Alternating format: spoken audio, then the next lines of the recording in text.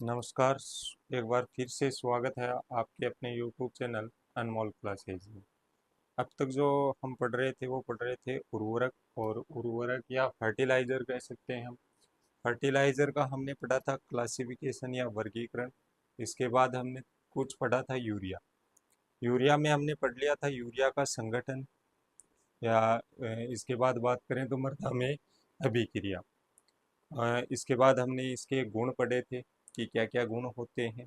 अब मृदा में अभिक्रिया के बाद यूरिया से जो अमोनियम आयन हमें प्राप्त होता है उसका उपयोग किस प्रकार होता है, आज हम उसके बारे में चर्चा करेंगे। तो सबसे पहला है कि यूरिया से प्राप्त अमोनियम आयन का उपयोग। Use of ammonium ion obtained from urea. तो सबसे पहला है कि इसके द्वारा जो आयन हमें मिलता है, तो कुछ फसलें हैं वो इस अमोनियम आयन को डायरेक्ट ही क्या कर लेती हैं, ग्रहण कर लेती हैं।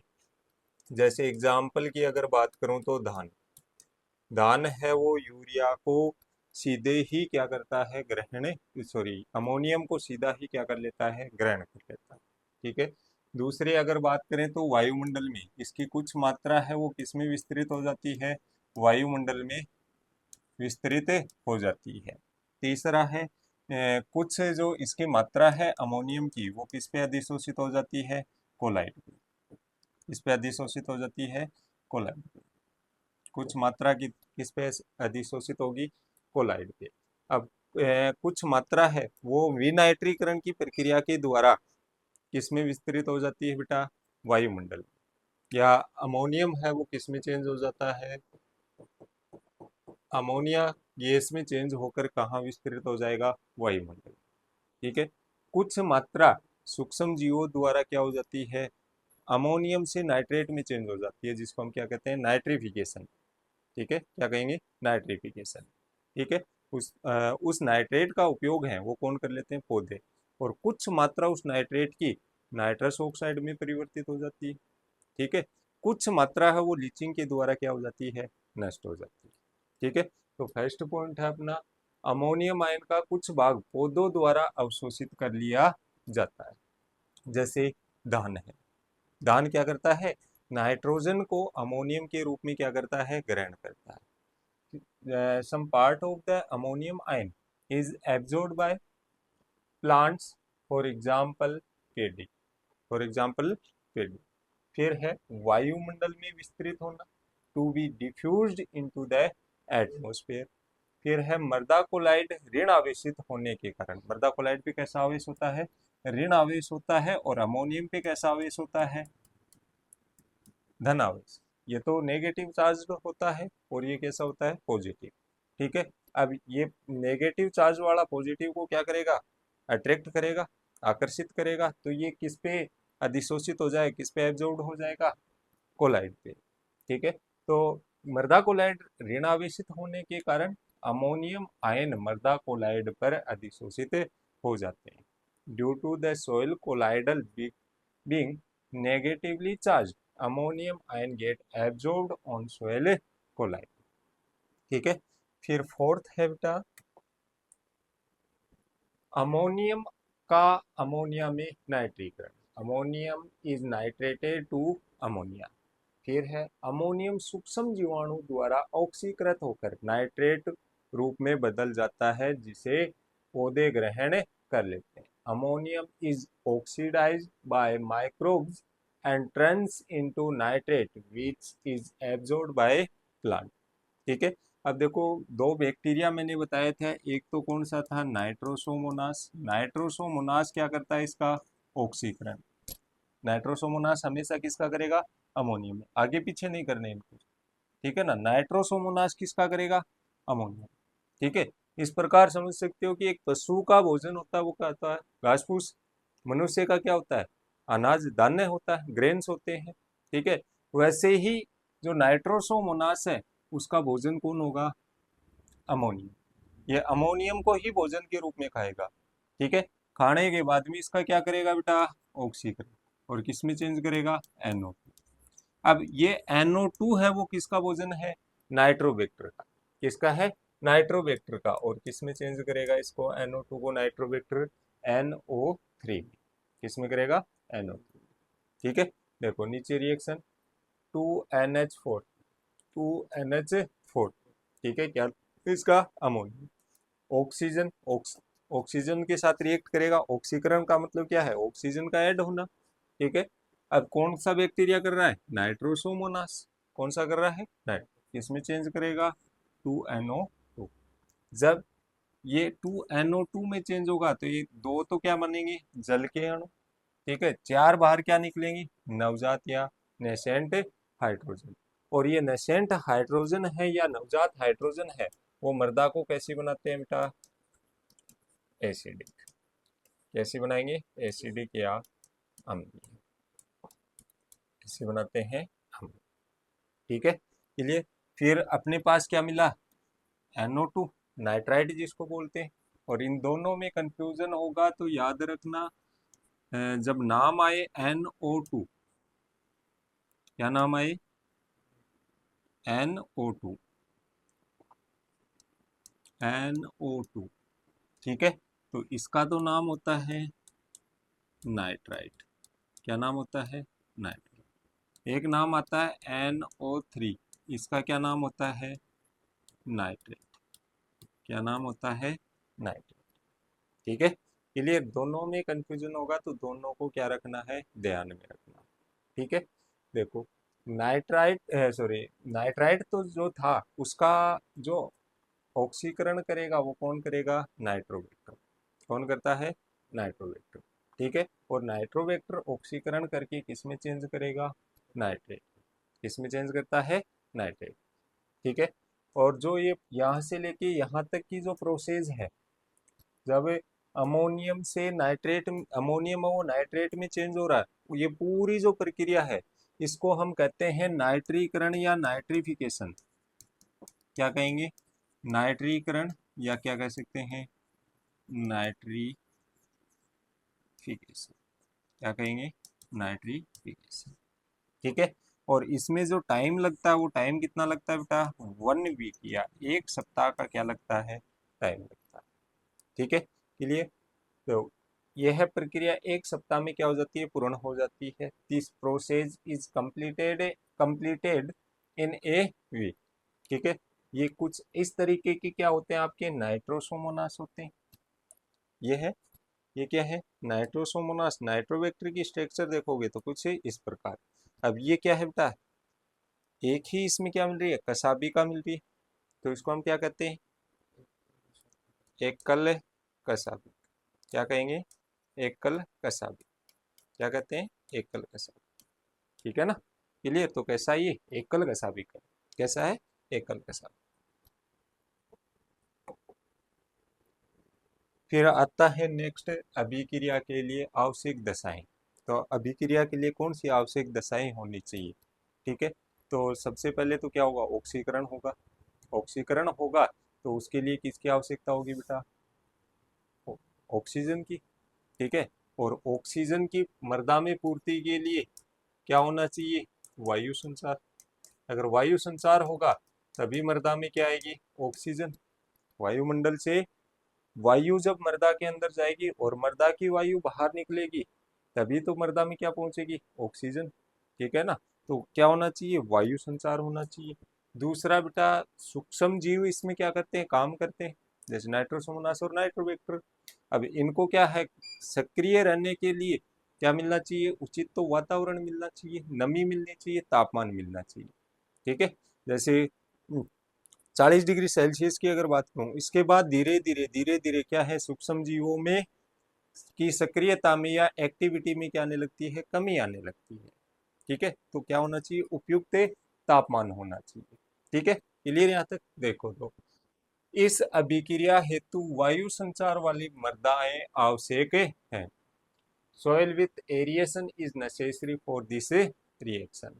फिर सूक्ष्म जीवों की सक्रियता आवश्यक है एवं उनकी सक्रियता हेतु मृदा में क्या होना चाहिए, उचित वातावरण, ताप, नमी का होना क्या है, आवश्यक, ठीक है। फिर the activity of micro organism is essential and for their activity proper environment, temperature and moisture must be present in the soil, ठीक है। क्लियर यहाँ तक। अब देखो मैंने बताया था कि यूरिया का जो इफेक्ट होता है सॉइल में, या कह सकते हो मृदा पे जो प्रभाव होता है, वो कैसा होता है? अम्लीय। कैसा होता है? अम्लीय। एसिडिक होता है। अब एसिडिक प्रभाव, कितनी यूरिया डालेंगे तो कितनी यूरिया हमने डाली है, उसके यूरिया के का प्रभाव कैसा हुआ? एसिडिक हुआ। तो उसको जो कम करेंगे प्रभाव को, उसके लिए हमें कितना मृदा सुधारक काम में लेना पड़ेगा। ठीक है। अगर आपने 100 केजी यूरिया डाली है, कितनी केजी? 100 KG urea. अब 100 केजी यूरिया से जो अम्लता उत्पन्न हुई है, जो एसिडिटी उत्पन्न हुई है मृदा में, उसके लिए हमें कितना बेटा? 80 केजी हमें क्या डालना पड़ेगा? Calcium carbonate. Calcium carbonate.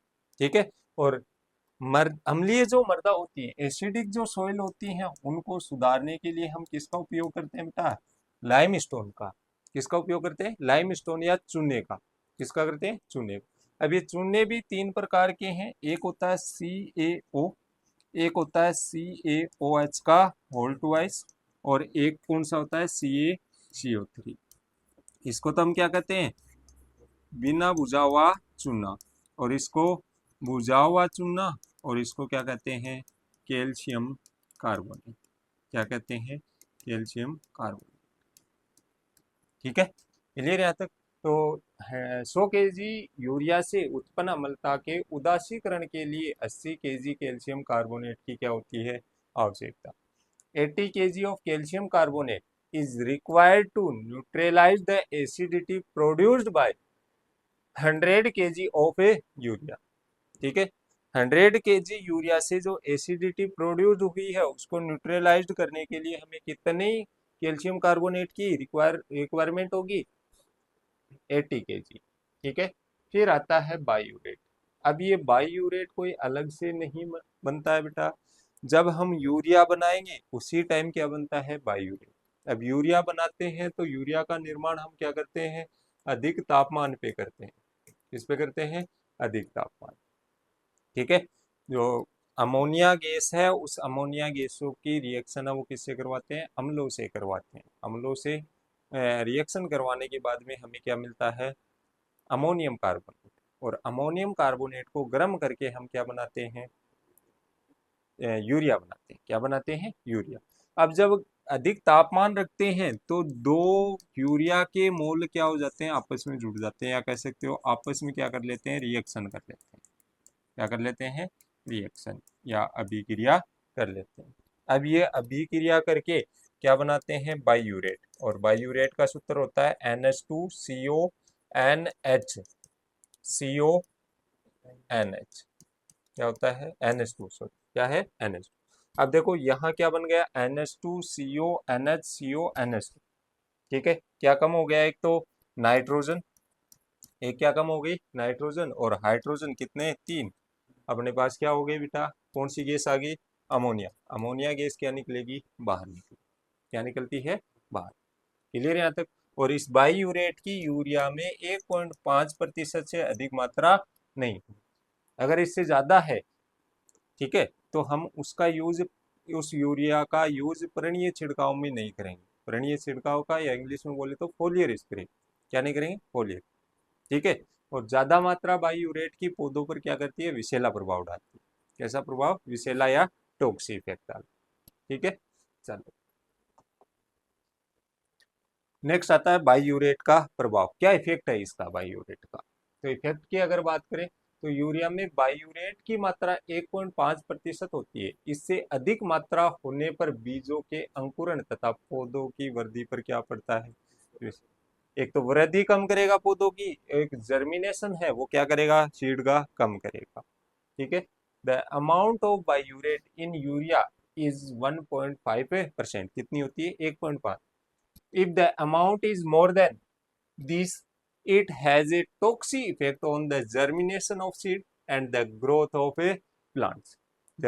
Seed के जर्मिनेशन पे भी इफेक्ट करेगा, और किस पे इफेक्ट करेगा? प्लांट के ग्रोथ पे भी।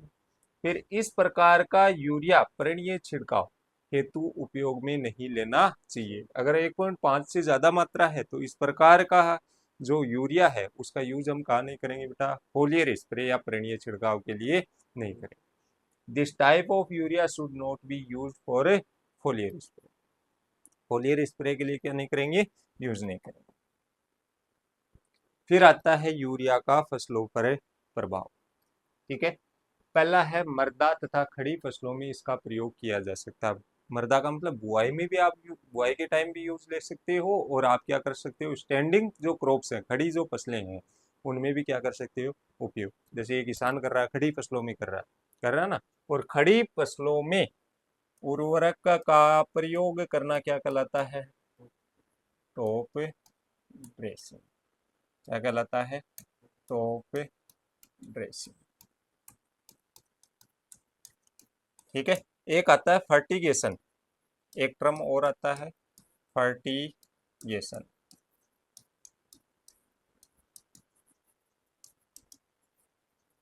क्या नाम आता है, फर्टिगेशन।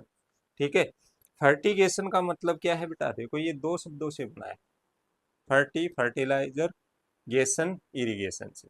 ठीक है, तो फर्टिलाइजर के साथ हम क्या देते हैं, सॉरी वो इरिगेशन के साथ, सिंचाई के साथ हम अगर उर्वरकों का प्रयोग कर रहे हैं या फर्टिलाइजर का यूज कर रहे हैं, तो उसको हम क्या कहते हैं, फर्टिगेशन। एक टर्म और आता है केमिगेशन। क्या नाम आता है, केमिगेशन। ठीक है, केमी बना है केमिकल से, और गेसन किससे बना है, इरिगेशन से। किससे बना है, इरिगेशन। जब इरिगेशन के साथ हम केमिकल्स का प्रयोग करते हैं या यूज करते हैं, तो उसको हम क्या कहते हैं, केमिगेशन। ठीक है, फिर नेक्स्ट है बेटा, इसका प्रयोग कीटनाशकों के साथ भी कर सकते हैं। कीटनाशक इसमें मिलाकर हम इसका क्या कर सकते हैं, प्रयोग कर सकते हैं। It can also be used along with pesticides. ठीक है, फिर नेक्स्ट है पत्तियों पर छिड़काव हेतु ये प्रभावशाली उत्तम उर्वरक है, फोलियर स्प्रे कर सकते हैं। ठीक है, this is an effective and good fertiliser for spraying on leaves, या foliar spray on foliar spray. ठीक है, फिर नेक्स्ट है बेटा, यूरिया का प्रयोग फसल में आधी मात्रा होते समय। ठीक है, देखो यूरिया, जैसे मेरे को टोटल यूरिया देनी है 100 kg, एग्जाम्पल के लिए अगर बात करूं कितनी, 100 kg। ठीक है, अब 100 kg में से 50 kg तो कब दूंगा, सोइंग के time, at the time of a sowing, या कह सकते हो बुआई के समय। कब दूंगा, बुआई के समय। ठीक है, फिर आधी कितनी बची, 50 kg। अब इस 50 kg के भी मैं कितने हिस्से करूंगा, दो हिस्से। पहला 25 kg का, और दूसरा 25 kg का। पहला 25 kg का, और दूसरा 25। अब ये 25 kg तो कब दूंगा, फसल वर्दी के समय, फसल वर्दी, eight the time of A crop growth या प्लांट ग्रोथ। ठीक है, दूसरा मेरे पास 25 kg बचा है, इसको मैं कब दूंगा, पोड फॉर्मेशन। कब, पोड फॉर्मेशन, या at the time of flowering, फूल आते समय या फलियां बनते समय। ठीक है ना, इस टाइम में क्या करूंगा, 25 kg करूंगा। तो इस प्रकार हम क्या करते हैं बेटा, उर्वरक का प्रयोग। जैसे हम करते हैं बुआई के समय डीएपी का यूज करते हैं, डीएपी से कितने परसेंट नाइट्रोजन, 18% नाइट्रोजन मिल सकती है। उसके बाद हम क्या करते हैं, फसल की वृद्धि के समय यूरिया का प्रयोग करते हैं। उसके बाद कब करेंगे, फूल आते समय या फलियां बनते समय हम क्या करते हैं, प्रयोग करते हैं। देखो यूरिया का प्रयोग फसल में आधी मात्रा बोते समय तथा शेष आधी मात्रा के दो हिस्से करके, एक भाग फसल वृद्धि के समय तथा दूसरा भाग फूल एवं फलियां बनते समय किया जाता है। Urea is used in half quantity at the time of sowing the crop and the remaining half quantity is divided into two parts. One part is used at the time of crop growth, and the other part is used when flowers and pods are formed. फिर आता है सभी प्रकार की फसलों हेतु क्या है, प्रभावी एवं लाभदायक उर्वरक है। सभी फसलों में हम क्या कर सकते हैं, यूज कर सकते हैं। ठीक है, it is effective and beneficial for all types of A crops. ये सभी फसलों के लिए क्या है बेटा, उपयोगी है। ठीक है, फिर नेक्स्ट बात करते हैं शुष्क खेती की फसलों में पर्यावरणीय छिड़काव द्वारा नाइट्रोजन देना आसान व क्या है, लाभदायक। ठीक है। शुष्क खेती या ड्राई फार्मिंग की अगर बात करें तो ड्राई फार्मिंग में बेटा इसका सॉल्यूशन बना के स्प्रे करना क्या होता है, अच्छा होता है। उससे फोलियर स्प्रे से क्या है, पौधे हैं वो क्या है, ज्यादा नाइट्रोजन को ग्रहण कर पाते हैं। ठीक है ना। तो लगभग इसका यूज है शुष्क खेती में, वो कब करना चाहिए हमें, कैसे करना चाहिए, फोलियर स्प्रे, पर्यावरणीय छिड़काव। शुष्क खेती की फसलों में पर्यावरणीय छिड़काव द्वारा नाइट्रोजन देना आसान में क्या होता है, लाभदायक। फिर it is easy and beneficial to provide nitrogen through foliar spray in dry farming crops. फिर है गंधक, नीम की खली, लाख। लाख वो नहीं है पैसे वाला, लाख कौन सा है जो चूड़िया बनती है। अब इन लाख है या नीम की खली है, गंधक है, इनसे क्या कर देते हैं, यूरिया के जो कण होते हैं उस पे एक लेयर बना देते हैं, जिससे यूरिया का नुकसान है वो क्या होता है, कम होता है। यूरिया का क्या होता है, कम नुकसान। धीरे धीरे ये क्या देते हैं, नाइट्रोजन देते हैं। क्या देते हैं, नाइट्रोजन, जिसको हम क्या कहते हैं, लेपित यूरिया। क्या कहते हैं, लेपित यूरिया या कोटेड यूरिया, या इंग्लिश में क्या बोलते हैं, कोटेड यूरिया। क्या बोलेंगे, यूरिया। जैसे ये दिखाई दे रही है वैसे सफेद कलर की, ये कैसी है, पीले कलर की। ये कैसी है, सल्फर। कैसी है, सल्फर कोटेड। कैसी है, sulphur coated.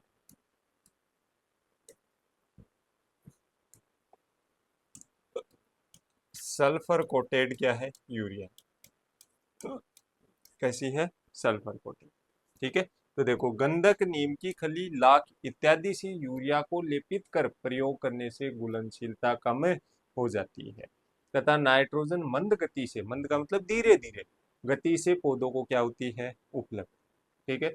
Bye coating urea with sulphur, नीम के लाख ETC, the solubility decrease and nitrogen become available to the plant at a slower rate। ठीक है, धीरे धीरे क्या मिलेगी, यूरिया मिलेगी, सॉरी नाइट्रोजन। ठीक है। फिर आपका है कैल्शियम अमोनियम नाइट्रेट, ये अगले वीडियो में पढ़ेंगे, थोड़े सामान्य जानकारी बता देता हूँ। ठीक है। कैल्शियम अमोनियम नाइट्रेट की अगर बात करें तो ये किसानों के लिए बहुत अच्छा उर्वरक माना जाता है, क्योंकि सभी प्रकार की मृदा में हम इसका प्रयोग कर सकते हैं, चाहे क्षारीय हो चाहे कैसी हो, अम्लीय। ठीक है। क्यों, क्योंकि इसकी जो प्रभाव होता है मृदा में वो कैसा होता है, उदासीन। कैसा होता है, उदासीन। और इसको क्या, इसी कारण क्या कहते हैं, फार्मर कंपोस्ट। फार्मर कंपोस्ट, या हिंदी में बोले तो क्या कहेंगे, किसान खाद। क्या कहते हैं, किसान खाद। क्या कहते हैं, किसान। इसी को केन खाद के नाम से भी जानते हैं। इसी का पूरा नाम क्या होता है, कैल्शियम अमोनियम नाइट्रेट। क्या होता है, ठीक है। भारत में अगर बात करें तो इसका उत्पादन, उत्पादन का मतलब कहाँ बनती है, तो कहाँ बनती है, नांगल पंजाब। कहाँ बनती है, नांगल पंजाब। ठीक है। अब जो इसमें नाइट्रोजन होती है वो किस किस रूप में होती है, एक तो अमोनियम के रूप में होती है और एक किसके रूप में होती है, नाइट्रेट।